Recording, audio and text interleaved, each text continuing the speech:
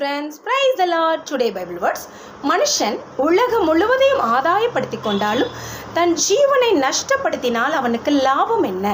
மனுஷன் தன் ஜீவனுக்கு ஈடாக எண்ணத்தை கொடுப்பான் அப்படின்னு மத்தேயு 16:26 நம்ம இயேசு கிறிஸ்து இப்படியாக சொல்லியிருக்காங்க.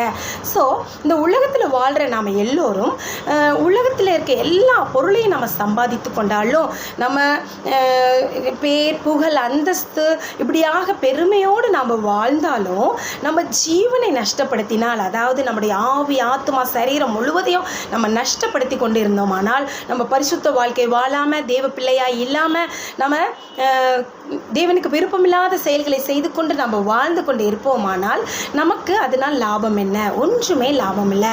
நம்முடைய பேர் புகழ் பணம் நம்மை பரலோகம் கொண்டு போய் சேர்க்கவே சேர்க்காது. நம்முடைய நல்ல ஜீவியம் சாட்சியுள்ள வாழ்க்கை இதுதான் நம்மளை பரலோகம் கொண்டு போய் சேர்க்கும்.